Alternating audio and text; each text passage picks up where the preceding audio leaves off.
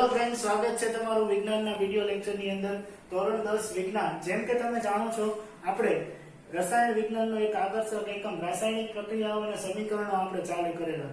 રાસાયણિક પ્રક્રિયાઓ અને સમીકરણો, બરાબર. તો લાસ્ટ વિડિયો લેક્ચર જેટલા તમે જોયા એમાં રાસાયણિક પ્રક્રિયાઓ કોને કહેવાય, રોજિંદા જીવનમાં જોવા મળતી રાસાયણિક પ્રક્રિયાઓ, સમીકરણો કઈ રીતના લખવા, સમીકરણ સંતુલન કઈ રીતના કરવા, એના સોપાનોની ચર્ચા કરી ગયા હતા. હવે આ ચેપ્ટરનો બીજો ભાગ ચાલુ થાય છે, રાસાયણિક પ્રક્રિયાઓ.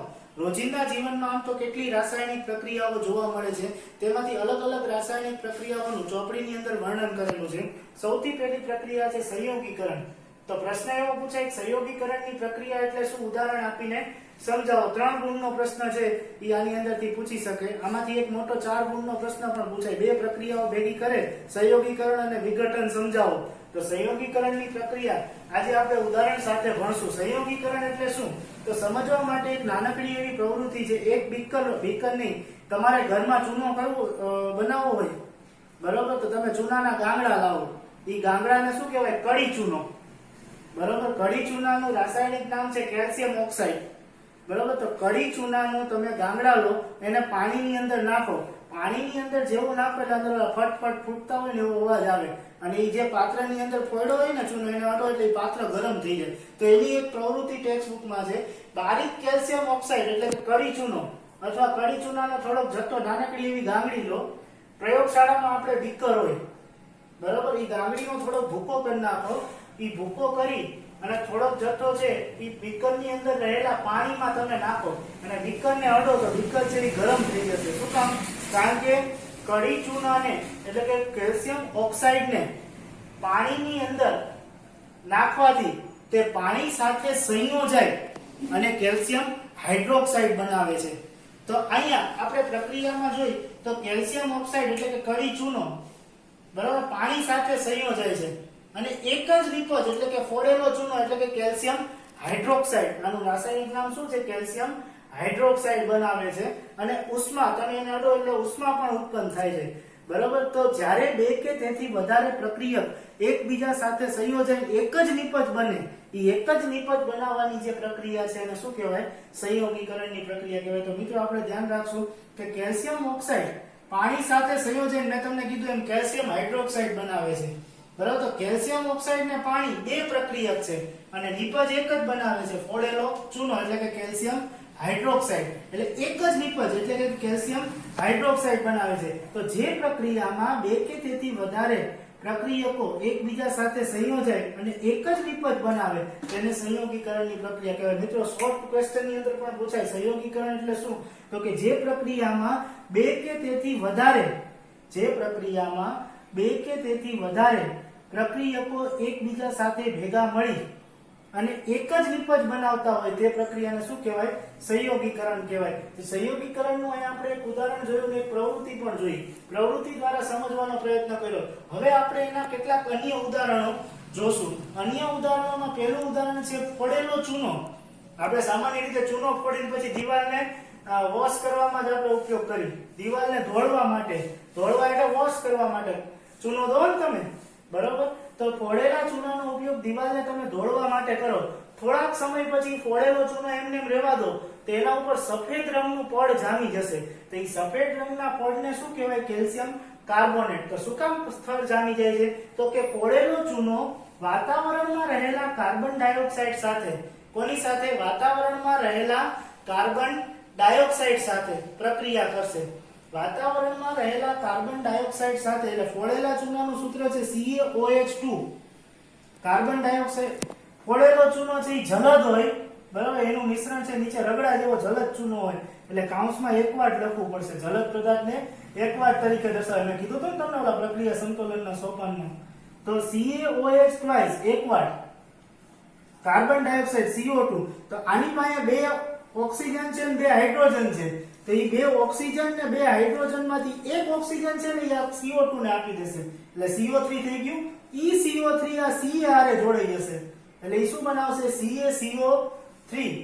કાકો 3 નો કહેવાય, બરોબર. CaCO3 એટલે શું થાય, કેલ્શિયમ કાર્બોનેટ, બરોબર. ગામડાના છોકરાને ભણાવતા CaCO3 એટલે અંગ્રેજી ભણેલા હોય ને, થોડા સેમી લિટરેટ હોય ને, એ શું કે CaCO3 એટલે શું થાય, કાકો 3, કાકોત્રી નો થાય, તારો કાકો કાકોત્રી નો થાય, CaCO3 એટલે શું થાય? Calcium carbonate. કઈ રીતના બને? Ca કેલ્શિયમ એમને ઓક્સિજનના 2 છે ને હાઇડ્રોજનના 2 છે, તો અહીંયા 2 માંથી એક છે ને આની હારે CO2 હારે જતો રહે એટલે CO3 બનાવે. ઈ CO3 Ca હારે સંયોજાય એટલે CaCO3 થઈ ગયું કેલ્શિયમ કાર્બોનેટ. બરાબર. કેલ્શિયમ સામાન્ય રીતે આરસ પહાડના પથ્થર ઉપર આવો સફેદ ચૂનો મારી અને એને જમાવી દો તો આરસ પહાડનો જે સફેદ રંગનો જે પથ્થર છે એ સફેદ રંગના પથ્થરમાં કેલ્શિયમ કાર્બોનેટ જ હોય. એટલે આરસ પહાડનું રાસાયણિક સૂત્ર તમને પૂછે તો CaCO3 જ લખવાનું. મિત્રો 1 માર્કના શોર્ટ ક્વેશ્ચનમાં પૂછી શકે CaCO3 એટલે શું થાય? તો કે આરસ પહાડ, એનું રાસાયણિક નામ શું? Calcium carbonate. અથવા એમ કે આરસ પહાડનું રાસાયણિક સૂત્ર લખો તો શું થાય? CaCO3. હવે અહીંયા આપણે નજર કરી, એક ઓક્સિજન CO2 હારે વયો ગયો તો આ 2 માંથી એટલે એક જ રહ્યો. હાઇડ્રોજન 2 છે તો H2 અને O ઈ પાણી બનાવશે.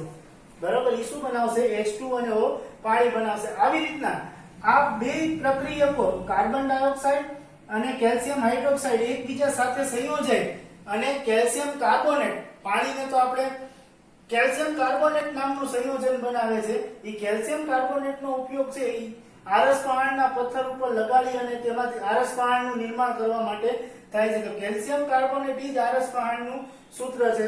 બરોબર. એટલે 1 માર્કના શોર્ટ ક્વેશ્ચનમાં પૂછે તો તમે ધ્યાન રાખજો. તો આ પ્રક્રિયામાં કાર્બન ડાયોક્સાઇડ ને કેલ્શિયમ હાઇડ્રોક્સાઇડ પાછા એકબીજા સાથે સંયોજાય છે. બરોબર. તો જ્યારે કોઈ પણ રાસાયણિક પ્રક્રિયામાં 2 કે તેથી વધારે પ્રક્રિયકો સંયોજાય અને આ એક જ, પાણી તો નિપજમાં ગણે, પાણી તો એને ગમે પાણીને તમે નિતારી નાખો એટલે નિપજ એક જ બને, કેલ્શિયમ કાર્બોનેટ. તો જે રાસાયણિક પ્રક્રિયામાં 2 કે તેથી વધારે પ્રક્રિયકો ભેગા મળી, જે રાસાયણિક પ્રક્રિયામાં 2 કે તેથી વધારે પ્રક્રિયકો ભેગા મળી અને એક જ નિપજ બનાવે તે પ્રક્રિયાને શું કહેવાય? સંયોગીકરણ કહેવાય. રોજિંદા જીવનમાં આપણે જોવા મળતી કેટલીક પ્રક્રિયા, સામાન્ય રીતે શિયાળો હોય એટલે આપણે કોલસાને સળગાવી, કોલસાની અંદર કાર્બન હોય, ઘન સ્વરૂપે હોય. કોલસાનો ભૂકો કરી નાખો તો એનો ભૂકો છે એની અંદર કાર્બન હોય, ઘન સ્વરૂપે હોય. તમે સળગાવો એટલે વાતાવરણમાં રહેલા ઓક્સિજન ગેસ સાથે પ્રક્રિયા કરે તો C અને O2 એટલે શું બનાવશે? કાર્બન ડાયોક્સાઇડના ધુમાડા નીકળશે. બરાબર. એમાંથી ઓલા જે કાળા રંગના ધુમાડા નીકળે ને કેના હોય? કાર્બન ડાયોક્સાઇડમાં. તો આમાં કાર્બન અને ઓક્સિજન બે અલગ અલગ પ્રક્રિયક છે. તો બે અલગ અલગ પ્રક્રિયક ભેગા મળીને કાર્બન ડાયોક્સાઇડ એક જ નિપજ બનાવતા હોવાથી આ પ્રક્રિયા સંયોગીકરણની પ્રક્રિયા છે. પાણીમાં પણ એવું થાય. હાઇડ્રોજનના 2 પરમાણુ અને ઓક્સિજનનો 1 પરમાણુ સંયોજાય અને H2O નું, બરાબર, પાણીનું નિર્માણ કરે છે. એટલે 2H2 O2 તો 2 દુ ને 4 હાઇડ્રોજનના અને 2 ઓક્સિજનના, તો 2 દુ ને 4 2H2 એમને ઓક્સિજન લખું એટલે આગળ બગડો ગુણાઈ ગયો એટલે 2 ઓક્સિજનના થઈ ગયા. તો આ પ્રયોગ છે એ 2 ટેસ્ટ ટ્યુબ લો, એકમાં હાઇડ્રોજન ગેસ સ્વરૂપે લો, એકમાં ઓક્સિજન. 2 ટેસ્ટ ટ્યુબ ને ભેગી કરજો એટલે શૂન્ય અવકાશિત થઈ જાય. તો હાઇડ્રોજન અને ઓક્સિજન બંને આ જે કાચની દિવાલ ઉપર છે એના ઉપર સંયોજાય અને એક જ નિપજ એટલે કે પાણી, અહીંયા ઉપર ટીપા તમને જોવા મળશે. ટીપા શેના હશે? પાણીના હશે. તો આ પ્રક્રિયામાં પણ હાઇડ્રોજન અને ઓક્સિજન બે અલગ અલગ પ્રક્રિયક છે અને એક જ નિપજ એટલે કે પાણી બનાવે છે. બરાબર. તો જે રાસાયણિક પ્રક્રિયામાં 2 કે તેથી વધારે પદાર્થો કે પ્રક્રિયકો એકબીજા સાથે એક જ પ્રક્રિયક બનાવવાની ક્રિયાને 2 કે તેથી વધારે પદાર્થો સંયોજાઈને એક જ પ્રક્રિયક બનાવે. બરાબર. તો એક જ પ્રક્રિયક બનાવવાની જે ક્રિયા છે એ ક્રિયાને શું કહેવાય? સંયોગીકરણ. મિત્રો મોસ્ટ ઇમ્પોર્ટન્ટ 2 ગુણના પ્રશ્નની અંદર 2 પ્રક્રિયાઓ પૂછે. ઉષ્મા આ જે છે સંયોગીકરણની પ્રક્રિયા અને બીજી અગત્યની પ્રક્રિયા. સંયોગીકરણની પ્રક્રિયામાં આપણે જોયું કે બીકર છે એ ગરમ થઈ જાય છે. ચૂનાનો ફોડેલા ચૂનાના પાત્રને તમે અડો તો એ ગરમ લાગે છે. એનો મતલબ શું થયો કે સંયોગીકરણની પ્રક્રિયા થાય, પ્રક્રિયકો એકબીજા સાથે સંયોજાય, પરંતુ આ પ્રક્રિયકો સંયોજાવાથી ઉષ્માનું પણ નિર્માણ કરે છે. તો જે રાસાયણિક પ્રક્રિયામાં ઉષ્માનું નિર્માણ ઉત્પન્ન થતી હોય તે પ્રક્રિયાને શું કહેવાય? ઉષ્માક્ષેપક પ્રક્રિયા કહેવાય. બરાબર. તો ઉષ્માક્ષેપક પ્રક્રિયા અને સંયોગીકરણની પ્રક્રિયા 4 ગુણનો પ્રશ્ન છે એ તમારે થઈ શકે.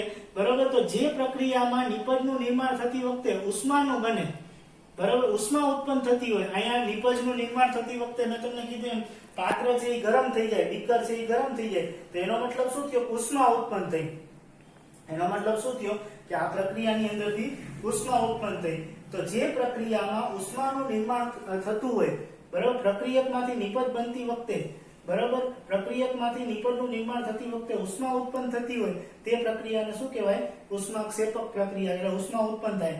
જેમ કે કુદરતી વાયુ, બરાબર, સામાન્ય રીતે કુદરતમાં મળી આવતા વાયુઓ પૃથ્વીના પેટાળમાં ખૂબ જ ઊંડાણમાં હોય, તે વાતાવરણમાં રહેલા ઓક્સિજન સાથે સંયોજાય, બરાબર, ઓક્સિજન એટલે CH4. તો કુદરતી વાયુ જેવો વાતાવરણમાં રહેલા ઓક્સિજન સાથે હવામાં ખુલ્લા રહે તો ઓક્સિજન સાથે સંયોજાય એટલે એના કારણે આજુબાજુનું જે તાપમાન છે એમાં શું થાય છે?